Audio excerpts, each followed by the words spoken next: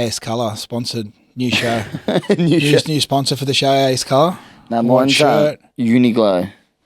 khaki pants, white shoes. Yeah, that's a new. How you feeling, Aaron? Talk me through the pain you're feeling right now.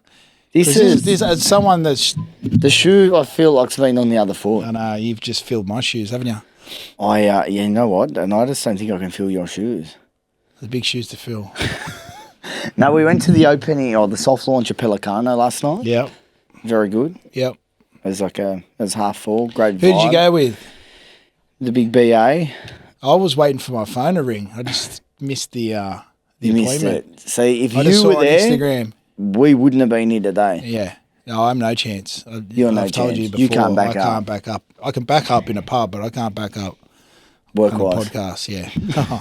Let's not bring up work. I got given a crystal from a friend today, and it's supposed to absorb all the bad energy in my life, and I've forgotten that it's in the car, so I'll be holding on to it all day today. It's going right next to my bed. I think I need about 5 crystals for every part of my life. Oh, fuck. I need more than You need a It's very rare. Like, you know what? 15 weeks sober, I woke up and I just went, I miss sobriety. Yeah. Yeah, well...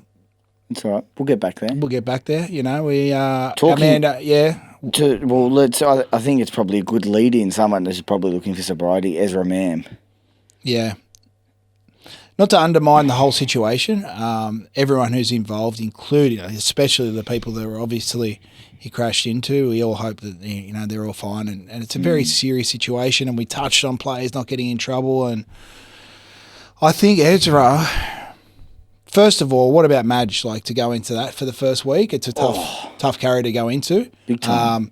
And it'll really test his man management skills, and that's what we've spoken about on previous podcasts. Is what kind of the best coaches are man managers. They'll come up with plays. A lot of their assistant coaches will come up with specific styles of play, but how do you deal with this situation? I want to be really sort of careful about how we speak about on this topic because again. As we've spoken about in the past, we don't like to touch on it, but it's such a big topic at the moment. I think it is an important one. Yeah. I think Ezra's got more issues outside of playing football, including in terms of the charge. Yeah. I wasn't sure how bad. It doesn't matter how bad the crash was. Does he have a driving history where he's never had a license, and obviously he's allegedly have something in his system. And to get into a head-on crash, he'll be out of the game for a long time. Yeah. So you think they'll ban him for considerable? He's going to cop a whack for this. He's going to cop a whack from this. And do you think the club lets him go? I've listened to a lot of the commentary around this, right? Because it's kind of... Let's just put the incident aside and just for our viewers not to think that we're undermining how the seriousness of this what's happened. It's a tricky situation because you get picked up like that, right? Yeah. If he gets a year's ban or if he goes, he's got some pretty serious charges against him now. What do you do as for a club? Because there would be other clubs circling. And I think, and I've listened to the commentary around it, Brisbane are the only real big losers in this situation because they let him go. He could potentially come back. He turn his life around. Or do you keep him and you keep paying him, or you keep him and then you're missing him for a huge chunk of the season? I think it's important that, again, not to undermine the seriousness of this situation, I think they should stick by him. Yeah. And because he obviously, how old is he now? He's early young, 20s. Man. He's very young. And he's clearly, this year, along with a lot of Brisbane, wasn't his best season, but maybe there was underlying issues going on with... There's a situation in Brisbane. Definitely. They've got a lot of young players, a young squad, a lot of ego, one team town.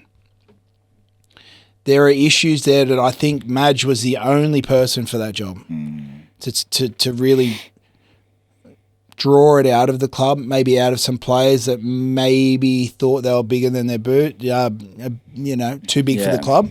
You're never bigger. No one's bigger than a club. So it's a really tough situation to even comment on. But so if you're Brisbane, you stick with him. I'd stick with him. I would support him whatever he needs, put him through the right counselling, rehabilitation. There's people that have lost family members, friends in these kind of situations, like I'm sure he'll go through that kind of rehabilitation where he sits in front of, people that have lost people under the influence, allegedly in car accidents. I just don't want to see him abandoned.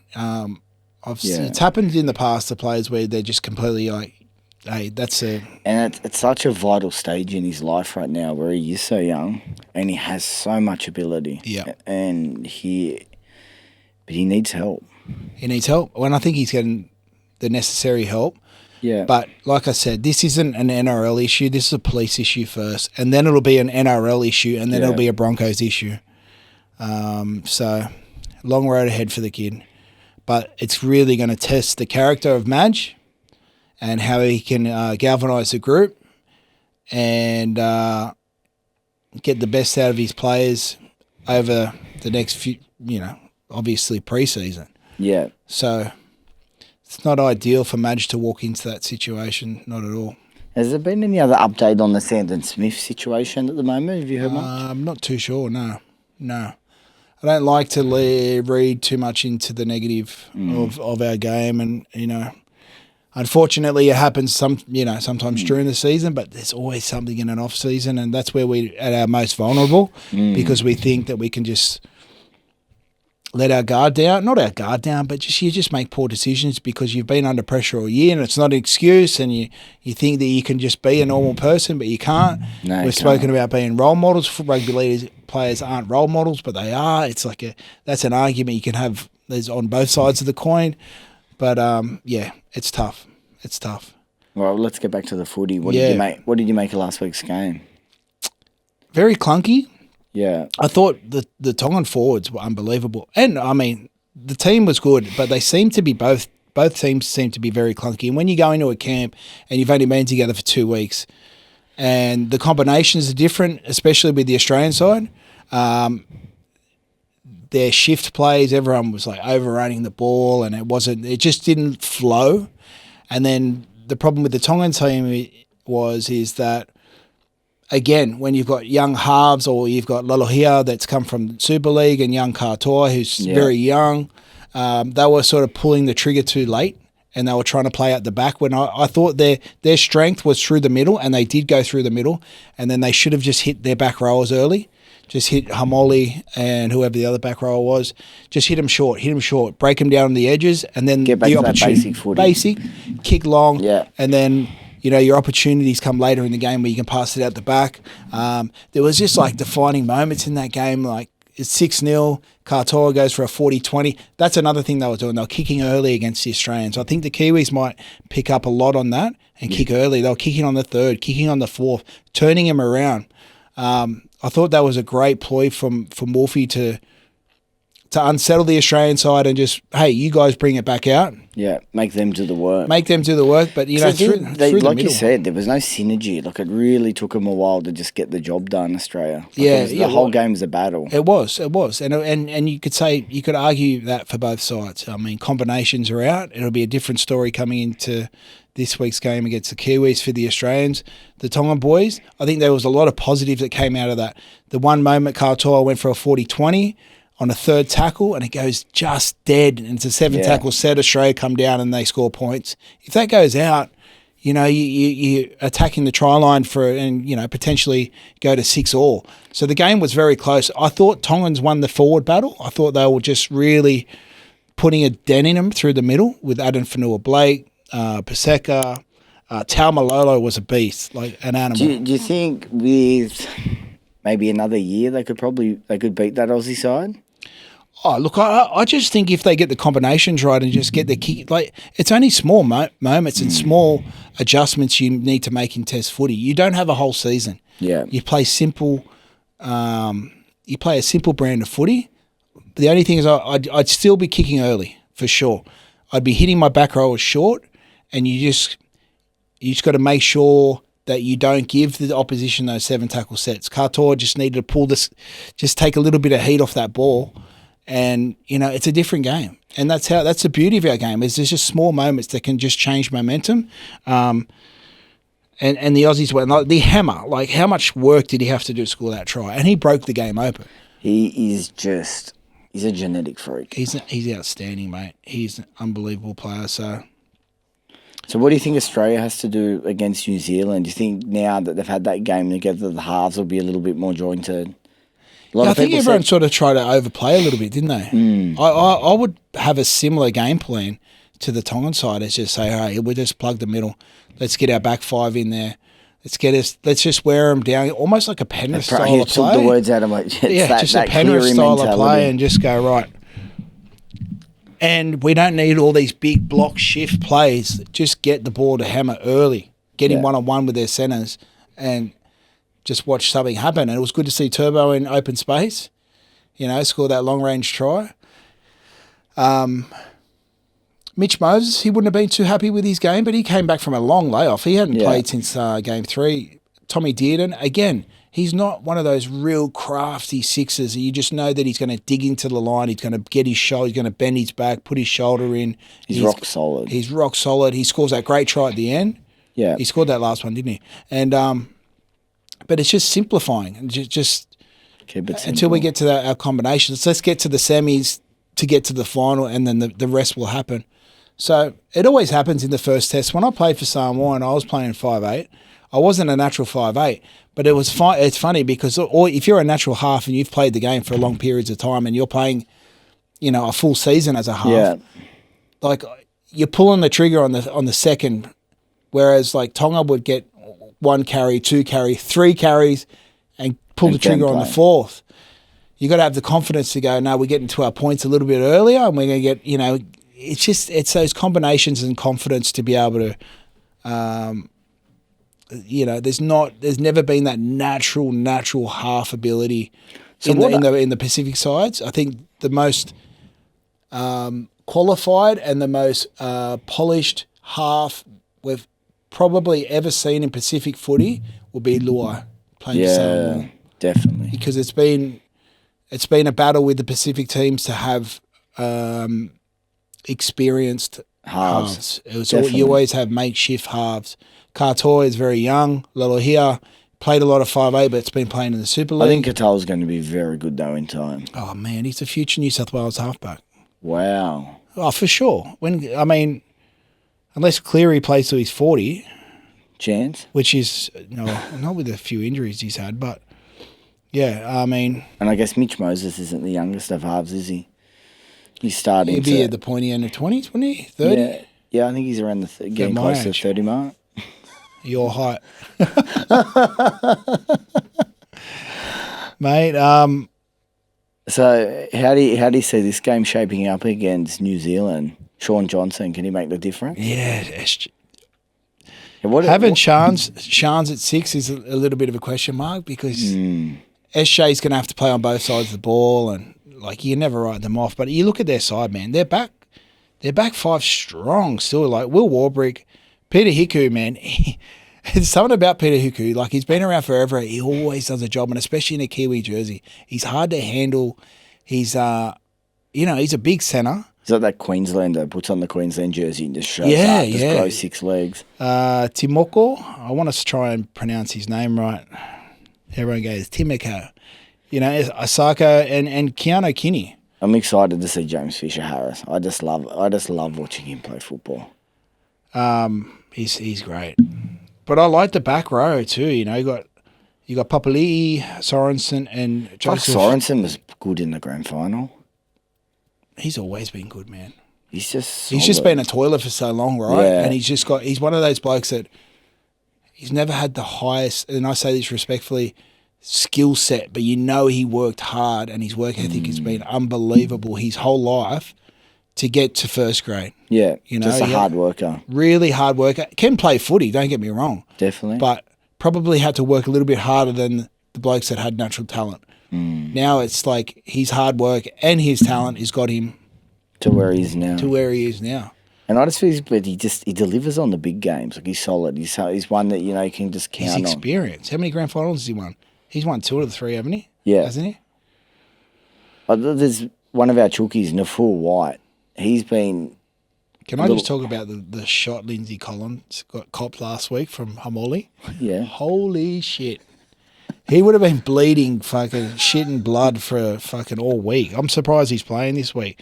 He just juggled the ball and Olakawatu hit him so the poor guy was holding his sternum. He copped one of those ones. Was it in the Roosters Manly game? He's been copping a hide in the back end of the season, the poor Massive. guy. But you know what? He gets up with a smile. I don't know how. I tell you what, I told you, he needs to shave his head. That's what it is. You can't be a front rower with hair. Maybe I should have played front row. So he hasn't changed the side. I mean...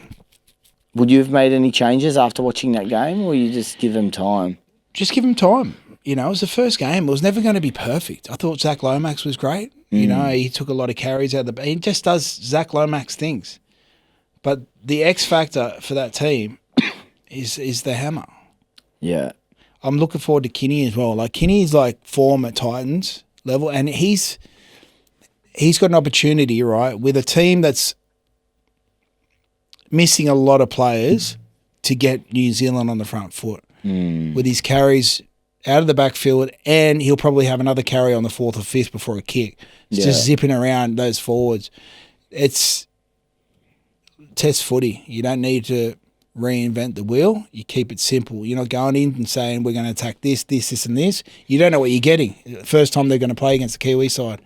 So you've played in it. You haven't played in Origin, but you're obviously in the team. What's a different level of intensity from Origin to this? Well, I started in the test against the Kiwis in 2006, and what I remember of it, I remember it was intense, but I remember watching Origin when I was 18th man and I was on the sideline. I thought, fuck, that's a whole nother level of intensity. Yeah. Like, not to diminish test footy, like the Australian jersey, the New Zealand jersey, any test you're in. I've always held Origin from like a fan perspective. I've just held it that level. I don't know. There's something. Well, it's the best versus the best, right? It is. Yeah. It's and the Origin is just a whole nother level. Like, even going to game 3 this year. That was insane. To be on the sideline, to listen to the contact, to see how fast it was. It's a whole nother level above test footy. I'd say when you get to the final, that will almost get close to the intensity of an Origin game. But why is it though? Why has Origin just got that little bit more? It's it's just you've got the best Queenslanders, the best Blues. Like, it's a genuine rivalry there that's been going for 30 years. There seems to be a different level of hate. Like, I think when you go in, you know, like, there's like, not that you've been in camp, I've been in camp, but I think everyone, even from a fan perspective, are just like, fuck Queensland or fuck New South Wales. Oh, they hate us. And it's amazing how people get so passionate, and you just feel it through the game. Where I find when Australia plays New Zealand, there isn't like that fuck New Zealand mentality or fuck Australia. I'll tell you once. When we played the test against the Kiwis in 2006, like, I'm just like, can't believe that I'm in an Australian jersey. I think I had Thurston on one side and Hindmarsh on the other. And Brent Webb, who was playing for the Warriors, got his citizenship and played for New Zealand. Yeah. And I just remember Big Willie Mace just spraying Brent Webb, just like, That's you're not even a fucking Kiwi, while they're doing the huck, and I'm just like, whoa, you know, like, is he really saying this? And fuck, man, I remember just going, all right, pumped. And then David Kidwell comes shooting out of the line and hit Mace high, like, just come flying out of nowhere, just shouldered him, broke his cheekbone. Oh. Basically for... How'd he get past his chin? To climb over it. But yeah, and that was a genuine rivalry because Mace wasn't disrespecting the hucker. He was just like, gee, like saying, Brent Webb, you ain't Kiwi. What are you doing in a New Zealand jersey? You stand in front of us doing the hucker, whatever. But that was like a bit of that turned into a rivalry. Yeah, I think like in our today's game, everyone's friends. Like there's no real genuine enemies. I think Fisher Harris lives up to that. Like he lives up to Aussies. that. Like you can tell he's all about it. Yeah. So you don't really find the rivalry until the second or the third game. There needs to be an incident. I know it's a Sunday game. Something needs to happen. Yeah, for it to go, all right, I hate you for this reason. Yeah. You know? The only time we hate the Kiwis is when they beat us in the Bledisloe. Because we're fucking hopeless in rugby union. We need to win a Bledisloe. Like, bring back John Eales and Tim Horan and Jason Little and Michael Liner. Fuck, those are the days. So I do know me rugby union. From back in the day, ancient history. Yeah, 90s rugby union. Quick preview of the game. Who do you think wins? Who stands up? I think the Aussies win because they've had one game under their belt. I think their combinations will click a little bit better. Given the fact that Nickel Clodstack is at 6, it just gives me a little bit of concern. I look at their forward pack and they've still got a solid forward pack. Definitely. Very good forward pack. But I think given that Australia have had that one extra game, they'll start building combinations. They'll know exactly... I think they'll simplify their game. They won't be too happy with... I think their shape was off as well. I think they'll be just a little bit too strong. You can't... It's over in New Zealand, isn't it? Yeah, over in New Zealand. Sean Johnson's last hurrah. $3.50, $1.50. Yeah, no, I think the Aussies will be too strong. Combinations will be... Who's the anytime try scorers? I'm going to go the Hammer again. Just get him the ball early. But I'm going to put... I'm going to go Papali'i as an anytime. Ooh. I'm going to go forward. I like to pick a forward. You love a forward. I love a forward in my anytime. So I'll go the Hammer. I got one of the two last week. Who did I go? Trebojevic and Taumalolo? No, Adam Fanua-Blake. So I'm going Papali'i and the Hammer for anytime. And you expect him, Hammer, man of the match? Man of the match. No, I'm going to go Yo. You got Yowie versus Fisher Harris. Yeah. Two former teammates. I think Yowie will step up and they'll straighten up their attack. They won't be trying to shift. Just get the ball early to the Hammer. Just give him the ball. Let him do his magic. What if Mitchell Moses doesn't... Let's just say they lose and he doesn't have another good game. Does he get dropped? Well, it depends if they lose the series or not, of course. That's what comes with the Australian jersey. Ben Hunt, he's there. Yeah. If they lose this game, can you see it? Ben Hunt sliding in? I don't think so. I think Mao's very loyal. Yeah. Why change things? Like if you... I think he'll have a good game. I just think, missing since Origin 3, he did look very clunky, but there was a lot of them that looked clunky. And it was expected, Haven't been in camp for too long, so I'll put my Australian cap on this week and the Aussies to win. All right. We'll see you next week. We'll review it next week when you're not hungover. Exactly. Bye. What are you prepared to lose today? Set a deposit limit. For free and confidential support, call the number on the screen or visit the website.